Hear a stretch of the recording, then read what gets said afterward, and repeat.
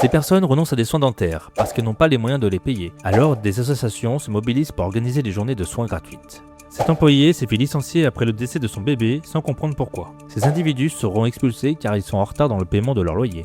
En France, déserts médicaux, difficultés pour se loger, problèmes dans le monde du travail, notre pays connaît lui aussi des réalités dont on ne parle parfois beaucoup moins. Dans cette vidéo, nous parlerons des conditions de travail, de la santé, des lois, des règles du quotidien, de l'argent et du coût de la vie, et surtout de ces réalités que l'on voit pas forcément au premier regard. Alors aujourd'hui, nous retournons comparer la France et les États-Unis sur une partie 2. Pour info, voici la première vidéo sur la France et les États-Unis que je mettrai en description, où j'ai déjà fait une première partie dessus. Dans la première vidéo, nous avions vu que la surface des choses, mais cette fois-ci, nous allons aller beaucoup plus loin sous la surface. Partons dans les profondeurs. Alors, lequel de ces deux pays offre réellement les meilleures conditions de vie? C'est ce que nous allons voir maintenant.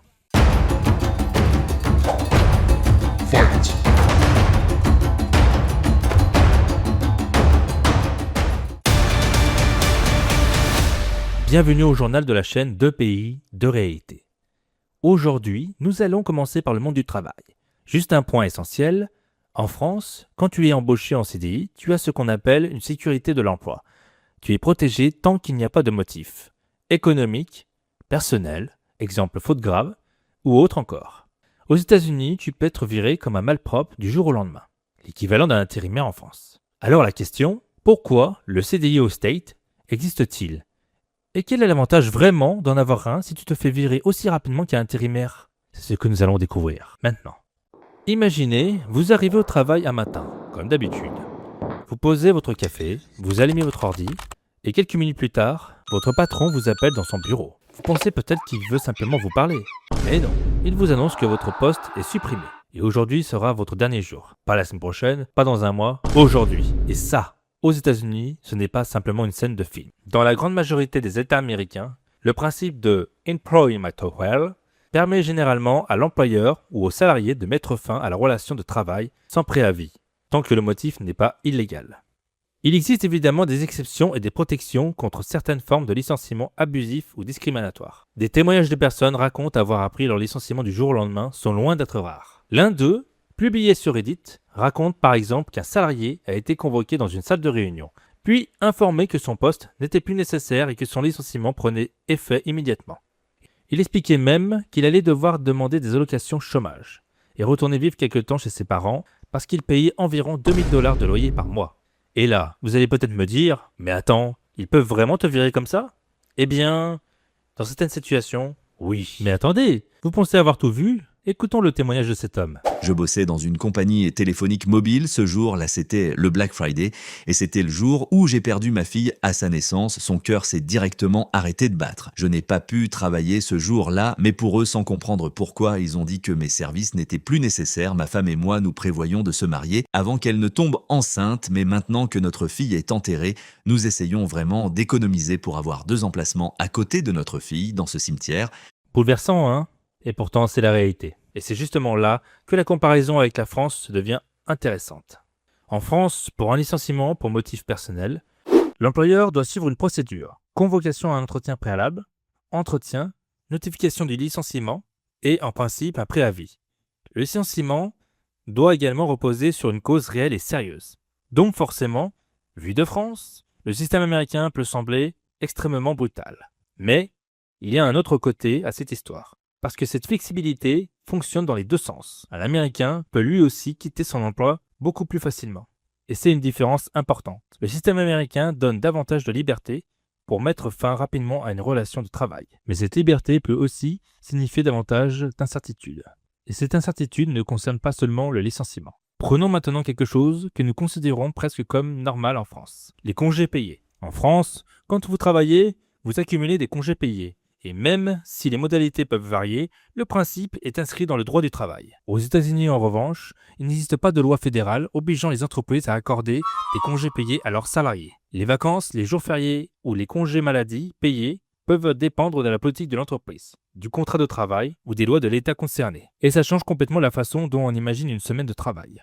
Parce qu'en France, on peut facilement entendre quelqu'un dire « j'ai posé 2 semaines en août ». Aux États-Unis, cette phrase peut être beaucoup plus dépendante de l'entreprise dans laquelle vous travaillez. Et attention, ça ne veut pas dire que les Américains ne prennent jamais de vacances. Évidemment que non. Beaucoup d'entreprises proposent des congés payés, mais la différence, c'est que le droit fédéral ne les impose pas de la même manière. Alors, après cette petite enquête, ma question était pourquoi avoir un CDI au State si tu peux être viré du jour au lendemain comme un intérimaire? Eh bien, voici la réponse. Un intérimaire, comme en France, possède des avantages. Par exemple, il sera mieux rémunéré qu'un embauché. En France, c'est pareil.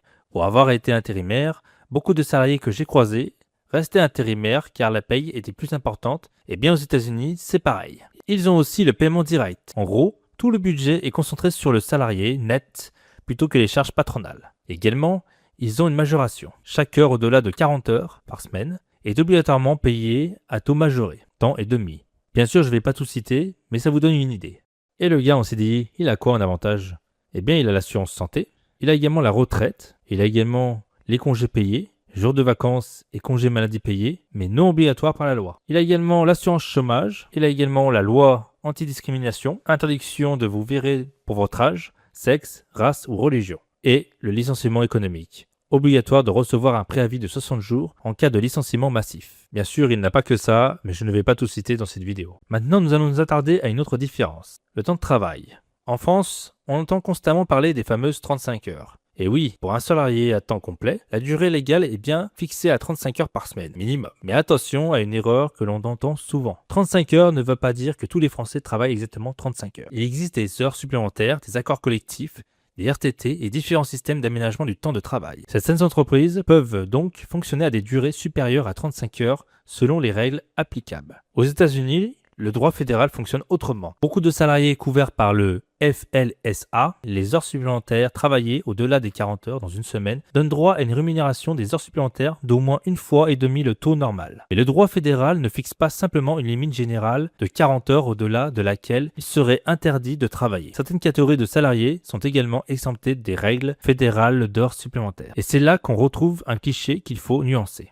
Les Américains travaillent beaucoup plus que les Français. Ce n'est pas aussi simple. Tout dépend du métier, du secteur, du statut, de l'entreprise et du nombre d'heures réellement travaillées. Mais ce qui est beaucoup plus intéressant, c'est de regarder ce que chaque système protège lorsqu'on a un problème qui arrive. Parce que travailler beaucoup, ce n'est pas forcément le pire. Le vrai problème, c'est ce qui arrive quand vous êtes malade, quand vous perdez votre emploi, quand vous devez vous occuper de votre enfant, ou simplement quand vous avez besoin de souffler. Et là, les différences entre les deux pays deviennent beaucoup plus personnelles. Aux États-Unis, le gouvernement fédéral ne garantit pas, par exemple, par tous les salariés d'un congé maladie payé. Certains États et certaines collectives ont leur propre dispositif et beaucoup de choses dépendent donc de l'endroit où vous vivez de votre employeur. En France, nous avons donc un système qui encadre davantage la relation entre l'employeur et le salarié. Mais ça ne veut pas dire que tout est rose. Parce que ici aussi, un salarié peut subir une forte pression, faire des heures supplémentaires, connaître un licenciement économique ou avoir énormément de mal à retrouver un emploi. Et surtout, la protection a aussi un prix. Un système plus encadré peut apporter davantage de sécurité aux salariés, mais il peut également rendre certaines procédures plus longues et plus complexes. Aux États-Unis, le marché du travail est généralement plus flexible. En France, il est davantage encadré. Et finalement, la vraie question n'est peut-être pas quel pays travaille le plus, mais plutôt dans quel pays êtes-vous le mieux protégé lorsque votre vie professionnelle commence à partir de travers? Parce qu'avoir un bon salaire, c'est bien. Avoir un emploi, c'est bien. Mais savoir ce qui vous reste lorsque cet endroit disparaît, c'est là que la véritable différence commence. Parlons maintenant d'un sujet qui peut tous nous concerner un jour, la santé. Entre la France et les États-Unis, ce qui se passe lorsque vous tombez malade peut être radicalement différent. Imaginez simplement que vous vous réveillez un matin avec une douleur vraiment insupportable. Vous n'arrivez plus à tenir debout. Vous appelez le secours, vous partez à l'hôpital. Et une fois soigné, vous rentrez chez vous en pensant que le problème est terminé. Sauf, après quelques jours, une autre surprise arrive dans votre boîte aux lettres. La facture. Aux États-Unis, c'est justement là que les choses peuvent devenir très compliquées. Parce qu'on entend souvent parler des Américains qui ont une assurance santé, et on pourrait donc penser, bon, ils sont assurés, ils ne paient rien. Eh bien non. Même avec une assurance, il peut rester des franchises, des participations, des dépenses, qui reste à la charge du patient selon son contrat et les soins reçus. Sachant que ces assurances santé sont des assurances privées très coûteuses de base. Exemple, l'assurance via l'entreprise. Et ce n'est pas simplement une impression. Une enquête de KFF, publiée en 2026, indique que près d'un adulte américain sur deux trouve difficile de payer les dépenses de santé et 36% déclarent avoir retardé ou évité des soins dont ils avaient besoin au cours des 12 derniers mois à cause du prix. Et là, ça devient vraiment inquiétant. Parce que quand on n'a pas les moyens de se soigner, on peut être tenté d'attendre que ça passe, de prendre quelque chose chez soi, ou simplement de se dire « j'irai quand j'aurai de l'argent ». Le problème, c'est qu'une maladie ne regarde pas votre compte bancaire. Et ça peut parfois transformer un problème qui aurait pu être traité rapidement en quelque chose de beaucoup plus grave. Il y a un domaine où cette réalité est particulièrement visible. Les dents. Parce que contrairement à une urgence médicale, beaucoup de gens peuvent repousser une visite chez le dentiste. Une semaine, puis un mois, puis un an, et parfois beaucoup plus. Aux États-Unis, les soins dentaires représentent une source importante de difficultés financières. Dans une enquête KFF, près de la moitié des adultes ayant une dette de santé disaient que des factures dentaires avaient contribué à cette dette. Et c'est là que l'on retrouve ces images qui peuvent vraiment choquer. Des personnes avec des dents extrêmement abîmées, des infections, des dents cassées. Parfois, même des personnes qui vivent avec des douleurs depuis des années font avec, car elles n'ont pas pu avoir les moyens de faire traiter leurs problèmes. Et c'est justement pour ça que les associations et des professionnels organisent des opérations pour offrir des soins gratuitement à des personnes qui n'ont pas les moyens de se les payer. Voici quelques images. Un immense merci, surtout pour ma femme, s'exclama le patient Ed-C. Elle ressentait de la douleur depuis des mois et ça m'a beaucoup blessé car je ne pouvais pas me permettre un traitement. Chaque fois qu'elle pleurait, je pleurais avec elle, poursuivit Ed. Mais maintenant, nous sourirons ensemble. Parce que derrière ces chiffres, il y a quelque chose qu'on oublie facilement. Ce ne sont pas des statistiques, ce sont des gens, des parents, des travailleurs, des retraités, des personnes qui peuvent parfois avoir un emploi et malgré tout énormément de difficultés à absorber une grosse dépense médicale. D'ailleurs, le problème de la dette médicale ne concerne pas uniquement les personnes sans assurance. Une analyse de KFF estime qu'au moins 220 milliards de dollars de dettes médicales sont dues aux États-Unis et environ 14 millions d'adultes doivent plus de 1000 dollars de dettes médicales. Et là, il y a quelque chose d'assez fou. Vous pouvez donc être assuré et quand même avoir peur de la facture. Alors forcément, vu de France, on peut se dire heureusement qu'on a notre système de santé. Et sur certains points, oui, la France possède une protection beaucoup plus large. Mais attention à ne pas tomber dans l'autre extrême. Parce que chez nous non plus, tout ne fonctionne pas parfaitement. Certaines opérations ne sont pas toujours prises en charge. Surtout quand c'est quelque chose qui est en recherche. Vous pouvez avoir votre carte vitale, être couvert par l'assurance maladie et malgré tout, avoir énormément de mal à obtenir un rendez-vous. Sachant que maintenant, les médecins généralistes prennent de moins en moins de patients. Vous cherchez un médecin, vous appelez, pas de place. Vous essayez ailleurs, pas de place non plus. Et vous finissez parfois par attendre plusieurs semaines, voire davantage, selon le spécialiste et l'endroit où vous habitez. La France connaît notamment des problèmes d'accès aux soins liés aux inégalités territoriales et sociales. Et les urgences illustrent aussi ces difficultés. Selon la DREES, publiée en juin 2026, la moitié des patients commencent à recevoir des soins en moins d'une demi-heure. Mais un patient sur 10 attend plus de 2h30 avant le début des soins. Donc oui, en France, on peut avoir moins peur de recevoir une énorme facture après une prise en charge, mais on peut parfois avoir une autre inquiétude. Est-ce que je vais réussir à être soigné rapidement? Et ça, c'est une différence importante. Il faut aussi parler des soins dentaires en France, parce que là encore, ce n'est pas tout blanc ou tout noir. Des remboursements existent. Les complémentaires santé peuvent prendre en charge une partie des dépenses. Et certains dispositifs ont justement été mis en place pour améliorer l'accès aux soins. Mais certains traitements peuvent encore même coûter cher, surtout lorsqu'ils sont mal remboursés ou lorsqu'on n'a pas une bonne complémentaire. Et c'est là qu'on retrouve quelque chose d'assez universel. Quand on a mal, on veut être soigné. La vraie différence, c'est ce que le système autour de nous va nous demander en échange. Aux États-Unis, cette question peut devenir directement financière. En France, elle peut davantage devenir une question d'accès, de délai ou de disponibilité. Et finalement, ce n'est pas seulement le prix d'une consultation qui change. C'est toute l'expérience du patient. Vous êtes malade? Aux États-Unis, votre première question peut être « Combien ça va me coûter ?»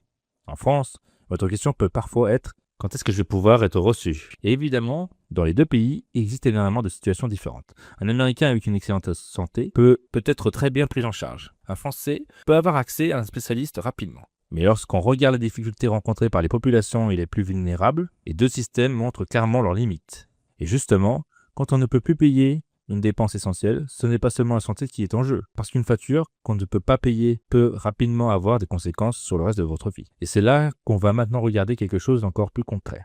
Maintenant, on va parler de quelque chose qu'on ne pense pas forcément quand on compare deux pays, les lois et les règles du quotidien. Parce qu'une règle qui paraît complètement normale en France peut parfois fonctionner d'une autre manière très différente aux États-Unis. Imaginez que vous soyez locataire, vous avez votre appartement, vos meubles et votre vie. Mais un jour, vous commencez à avoir des difficultés financières. Vous n'arrivez plus à payer votre loyer. Et là, une question se pose. Qu'est-ce qui peut réellement vous arriver? Aux États-Unis, la réponse dépend énormément de l'état dans lequel vous vivez. Et c'est important de le préciser. parce qu'il n'existe pas une seule procédure d'expulsion valable dans tout le pays. Mais dans de nombreux endroits, si vous ne payez plus votre loyer, le propriétaire peut commencer une procédure qui peut finalement conduire à votre expulsion. Et à la fin de cette procédure, ce n'est pas forcément le propriétaire qui vient vous mettre dehors. Dans certains États ou certaines villes, c'est un shérif ou un autre agent habilité qui exécute la décision. À New York, par exemple, un propriétaire ne peut pas simplement changer la serrure lui-même. Après une décision de justice, l'expulsion peut être exécutée par un marshal, un shérif ou un constable. Et ça peut donner une scène assez impressionnante. Vous êtes encore dans votre logement, vos affaires sont encore à l'intérieur, mais la justice a décidé que vous devez partir. Et l'agent arrive pour faire appliquer la décision. J'avais reçu un avis d'expulsion et quelques jours plus tard, j'ai appris qu'un adjoint devait venir pour procéder au verrouillage. J'avais peur parce que je n'avais nulle part où aller. Ce genre de témoignage permet de comprendre quelque chose que les chiffres ne montrent pas forcément. Une expulsion, ce n'est pas seulement une procédure administrative. Pour la personne concernée, c'est potentiellement le moment où elle se demande où elle va dormir le lendemain. Et attention, je préfère vraiment insister là-dessus. Ça ne signifie pas qu'aux États-Unis, un propriétaire peut simplement appeler la police et jeter un locataire dehors. Non. Il existe une procédure, des délais et des protections. Et celle-ci change selon l'État. Le gouvernement américain lui-même rappelle d'ailleurs qu'une personne confrontée à un retard de loyer peut recevoir une demande de paiement, un avis d'expulsion ou une assignation et qu'elle peut disposer de protection ou d'aides différentes selon son état. Mais comparons maintenant à la France, parce que chez nous aussi, contrairement à ce que certains pourraient penser, un propriétaire ne peut pas seulement débarquer et changer la serrure. S'il y a des loyers impayés, une procédure doit être engagée. Après une décision permettant l'expulsion, un commissaire de justice délivre notamment un commandement de quitter les lieux. En règle générale, le locataire dispose alors de 2 mois pour partir, même si ce délai peut être réduit ou supprimé par le juge dans certaines situations, et selon les circonstances. La trêve hivernale peut également reporter l'expulsion. Et ça, c'est assez important. Parce que finalement, dans les deux pays, le propriétaire ne peut pas simplement décider un matin « c'est bon, dehors ». La vraie différence se trouve dans les procédures, les délais et les protections qui existent autour du locataire. Mais les lois ne concernent évidemment pas seulement le logement. Prenons maintenant quelque chose que beaucoup de Français imaginent assez mal. La police américaine. Quand vous regardez des films américains, vous avez probablement déjà vu cette scène. Une voiture de police derrière vous, les gyrophares, vous vous garez, l'agent descend, et là, vous commencez à vous demander « qu'est-ce que j'ai le droit de faire ?» Et justement, les règles ne sont pas forcément les mêmes qu'en France. Aux États-Unis, les pouvoirs de la police, les procédures lors des contrôles et les règles applicables peuvent varier selon les juridictions. Et surtout, il existe une différence importante entre ce que la police peut vous demander et ce qu'elle peut légalement vous imposer. C'est pour ça que les conseils juridiques américains insistent énormément sur les droits des personnes lors d'une interaction avec la police. Et il y a une chose que les séries télévisées montrent souvent, le fameux You have the right to remain silent. le droit de garder le silence. Mais attention, ce n'est pas simplement une phrase de film, c'est lié au droit constitutionnel et à la procédure pénale américaine. Et ça nous amène à une autre particularité du système américain, les procès. Aux États-Unis, le système juridique est profondément marqué par les procès devant jury dans de nombreuses affaires. Et la culture judiciaire américaine est aussi très présente dans les médias. On voit des avocats, des procès, des accords, des négociations, et parfois des affaires qui donnent lieu à des montants d'indemnisation absolument impressionnants. Mais là encore, il faut se méfier des clichés. Non, les Américains ne poursuivent pas tous leurs voisins en justice pour n'importe quoi. Et non, on ne gagne pas automatiquement des millions de dollars parce qu'on s'est fait mal. La réalité est beaucoup plus compliquée. Et maintenant, revenons en France. Tiens. Parce qu'on pourrait croire que notre système est beaucoup plus simple, mais demandez simplement à quelqu'un qui a déjà eu une affaire à l'administration française. Et vous allez peut-être obtenir une réponse très différente. Un formulaire, un justificatif, un autre formulaire, un document qui manque, un rendez-vous, un délai, et parfois cette phrase magnifique. Votre dossier est incomplet. Et là, vous découvrez qu'il vous manque justement le document que vous pensiez avoir déjà envoyé. C'est évidemment caricatural, mais derrière cette blague, il existe un vrai sujet. La complicité administrative. La France possède énormément de dispositifs destinés à protéger les citoyens, les salariés, les locataires ou les consommateurs. Mais cette protection implique aussi des règles. Et ces règles peuvent parfois rendre certaines démarches longues et compliquées. Alors finalement, lequel de ces deux pays possède les lois les plus avantageuses? Impossible de répondre aussi simplement. Parce que tout dépend de ce que vous êtes en train de vivre. Vous êtes locataire, vous avez des difficultés financières, vous allez peut-être regarder les protections contre l'expulsion. Vous êtes propriétaire, vous allez probablement voir les choses autrement. Vous êtes salarié, vous allez vous intéresser au droit du travail. Vous êtes victime d'un accident. Vous allez regarder les responsabilités et les indemnisations. Et c'est justement ce qui rend cette comparaison intéressante. Une loi peut sembler excellente jusqu'au jour où vous vous retrouvez de l'autre côté de cette loi. Et ça, c'est quelque chose qu'on oublie souvent quand on compare deux pays. Parce qu'au final, les règles qui encadrent notre vie ont une conséquence très concrète. Elles déterminent souvent ce qui se passe quand on n'a plus les moyens de faire face tout seul. Maintenant, parlons argent, mais pas simplement du salaire affiché sur une fiche de paye. Parce qu'un salaire de $4000 Et un salaire de 4 000 € peut sembler énorme sur le papier, jusqu'à ce qu'on commence à payer tout le reste. Quand on compare la France et les États-Unis, il y a une chose qui revient presque toujours. Les Américains gagnent plus. Et sur certains emplois, c'est effectivement le cas. Mais voilà le problème. Gagner plus ne veut pas forcément dire vivre plus facilement. Parce qu'une fois que votre salaire arrive sur votre compte, le loyer arrive. L'électricité, la voiture, l'assurance, les courses, Internet, et aux États-Unis, potentiellement une partie de vos dépenses de santé. Et c'est là que la comparaison devient beaucoup plus intéressante. Prenons simplement le logement. Aux États-Unis, tout dépend énormément de l'endroit où vous vivez.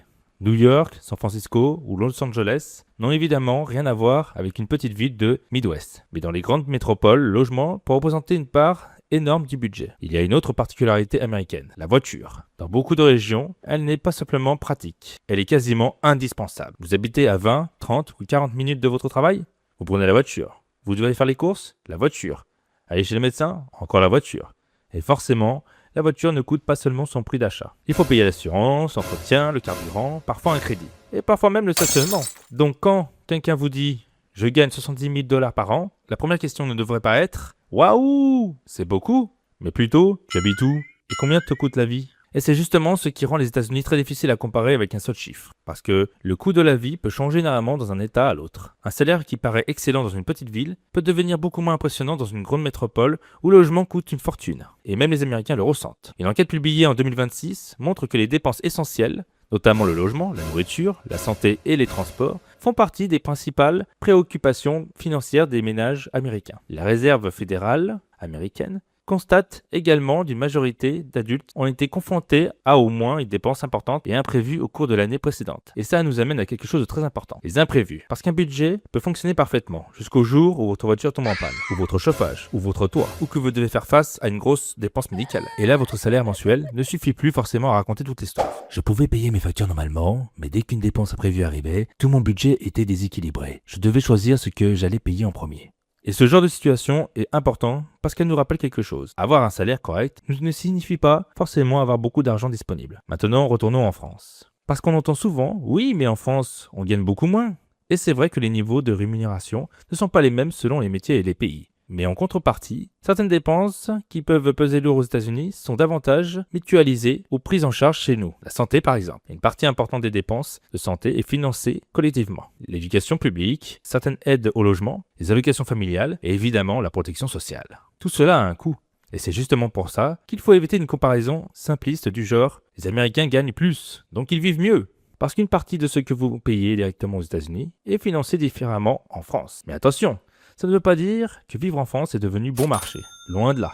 Le logement représente une énorme dépense pour les ménages français. Selon l'INSEE, en 2025, le logement, l'eau, le gaz et l'électricité et les autres combustibles représentaient 20,8% de la consommation effective des ménages, soit environ 438 milliards d'euros. Et quand on ajoute les transports, l'alimentation, l'énergie et toutes les dépenses du quotidien, on comprend vite pourquoi beaucoup de Français ont eux aussi l'impression que leur salaire disparaît rapidement. D'ailleurs, en 2025, le pouvoir d'achat du revenu disponible des ménages français a légèrement reculé de 0,4%. Donc non, les Français ne sont pas à l'abri de la pression financière. Et il y a un autre détail qui peut complètement changer votre budget. La voiture. En France, beaucoup de personnes peuvent encore utiliser le transport en commun, marcher ou prendre le train selon leur lieu de résidence. Mais dans certaines zones rurales et périurbaines, sans avoir de voiture, vous êtes parfois coincé. Et là encore, le budget augmente. Carburant, assurance, entretien, contrôle technique, réparation. Une voiture peut facilement devenir l'une des plus grosses dépenses d'un foyer. Et c'est là qu'on retrouve facilement une différence intéressante. Aux États-Unis, dans énormément de régions, la voiture structure carrément la vie quotidienne. En France, elle reste extrêmement importante, mais les possibilités de s'en passer sont beaucoup plus variables selon l'endroit où on vit. Et maintenant, parlons des courses. Parce que c'est probablement l'un des meilleurs endroits pour voir ce que vaut réellement votre argent. Vous entrez dans un supermarché, vous remplissez votre panier, vous arrivez à la caisse, et là, 147 $. Vous regardez votre panier et vous vous demandez presque si vous avez acheté un grille-pain sans vous en rendre compte. Et là encore, il faut faire attention aux comparaisons trouvées sur internet. Le prix d'un panier dépend énormément de la ville, du magasin, des produits choisis sur du niveau de gamme. Et surtout, les Américains ne font pas tous leurs courses de la même manière, pas plus que les Français. Donc plutôt que de chercher un vainqueur absolu, il faut regarder ce que représente la dépense par rapport aux revenus. Parce qu'un produit à 10 $ n'est pas forcément cher pour quelqu'un qui gagne très bien sa vie. Et un produit à 10 € peut être très cher pour quelqu'un qui termine chaque mois à découvert. Et finalement, c'est probablement ça le plus important dans cette comparaison. Le salaire ne raconte qu'une partie de l'histoire. Il faut regarder ce qui vous reste après. Le logement, les transports, la nourriture, les assurances, la santé, les impôts, etc. Et les crédits, bien sûr. Et toutes les petites dépenses que personne ne pense à additionner. Et là, la situation devient beaucoup plus personnelle. Parce que deux personnes peuvent gagner exactement le même salaire et avoir deux vies complètement différentes. Tout dépend de l'endroit où ils vivent, de leur logement, de leur famille, de leurs dépenses et surtout de ce qui leur arrive lorsqu'un imprévu tombe dessus. Le coût de la vie peut être différent dans chacune des régions. Par exemple, si vous entendez vos collègues vous dire « En Rhône-Alpes, je gagne 2000 € net », alors qu'en Vendée, j'en gagnais 1700. Ça ne veut pas dire que Rhône-Alpes paye mieux. Non, c'est simplement que le coût de la vie n'est pas le même. Les salaires sont normalement, j'ai bien dit normalement, adaptés au coût de la vie. Nous arrivons enfin à la dernière partie de cette vidéo. Il reste finalement la chose la plus simple, la vie de tous les jours. Commençons par quelque chose que vous avez probablement déjà remarqué dans les films américains. Aux États-Unis, dire « je vais chez mon ami ce soir » peut parfois vouloir dire 1 heure de voiture, et ce n'est même pas forcément considéré comme énorme. Le pays est tellement vaste que les distances font partie intégrante du quotidien de nombreux Américains. Dans certaines zones, vous pouvez habiter dans une maison, travailler dans une autre ville, faire vos courses dans une troisième, et passer énormément de temps sur la route. Et ça change complètement la façon dont on organise sa vie. En France, évidemment, on peut aussi avoir des trajets longs. Mais dans beaucoup de villes, les distances sont plus réduites et les transports en commun permettent parfois de se déplacer sans voiture. Et justement, la voiture est probablement l'une des différences les plus visibles. Aux États-Unis, le fameux Drive-through. est partout. Fast-food, pharmacie, banque, café et même certains services où, vu de France, on se demande « Mais pourquoi vous ne descendez pas simplement de la voiture ?» Mais derrière cette habitude, il y a une vraie logique. Les villes américaines ont souvent été pensées autour de la ville. Les grandes routes, les immenses parkings, les centres commerciaux, les maisons, avec garages, tout est organisé pour faciliter les déplacements en voiture. Et ça donne des scènes assez étonnantes pour un Français. Vous pouvez parfois avoir un parking gigantesque devant un magasin et pourtant, quasiment personne ne marche pour y aller. Mais attention, tout n'est pas forcément mieux aux États-Unis. Parce que cette dépendance à la voiture peut aussi devenir un véritable problème. Vous n'avez pas de voiture, vous pouvez avoir énormément de difficultés à vous déplacer selon l'endroit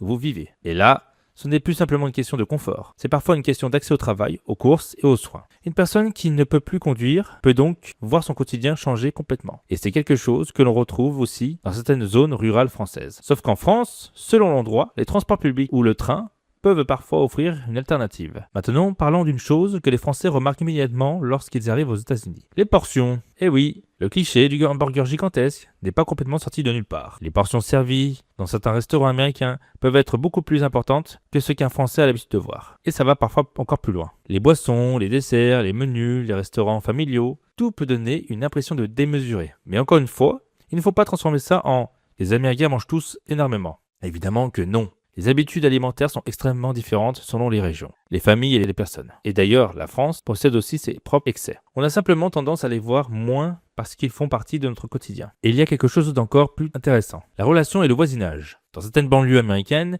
les maisons peuvent être beaucoup plus grandes, avec des jardins très ouverts, des quartiers résidentiels, où les maisons sont éloignées l'une des autres. En France, surtout dans certaines zones urbaines, les logements sont souvent plus compacts et la densité plus importante. Mais là encore, tout dépend énormément de l'endroit. Paris n'a rien à voir avec un village français. New York n'a rien à voir avec une banlieue du Texas. Et c'est justement pour ça que lorsqu'on parle de la vie américaine, il faut toujours garder une chose en tête. Il n'existe pas une seule Amérique. Et ça nous amène à une différence beaucoup plus surprenante. Les pourboires. En France, laisser quelques euros au restaurateur peut être un geste apprécié. Aux États-Unis, dans énormément de situations, le pourboire fait beaucoup plus partie de la culture du service. Exemple, les serveurs. Et pour certaines professions, il représente une part importante des revenus. Vous allez au restaurant, vous mangez, vous recevez l'addition et parfois, le prix affiché n'est pas exactement celui que vous allez finalement payer. Il faut ajouter la taxe locale, puis éventuellement le pourboire. Et le montant peut donc être sensiblement différent de ce que vous aviez imaginé. Pour un Français, c'est probablement l'une des petites habitudes les plus déstabilisantes lors d'un premier séjour, car on n'est pas habitué. Quand les gens ne laissent pas de pourboire, ce n'est pas simplement quelques dollars de moins. Ça peut réellement avoir un impact sur mon salaire. Et c'est justement là que l'on retrouve un point déjà évoqué dans le monde du travail. Certaines professions américaines reposent beaucoup plus sur les pourboires, ce qui signifie que le prix affiché sur un menu ne raconte pas toujours toute l'histoire. Et maintenant, parlons de quelque chose qui touche directement la vie familiale. Le temps passé ensemble. Parce qu'on peut gagner beaucoup d'argent, avoir une grande maison, avoir une belle voiture, mais si vous passez votre journée de travail et votre soirée dans les embouteillages, vous avez peut-être moins de temps libre. Et c'est là que les différences entre les deux pays deviennent beaucoup plus difficiles à mesurer. Parce que la qualité de vie, ce n'est pas seulement combien vous gagnez, c'est aussi combien de temps il vous reste. Et ce temps peut être consacré à vos enfants, à votre famille et à vos amis, ou simplement à vous-même. Et justement, c'est peut-être l'un des plus gros paradoxes de cette comparaison. Eh oui.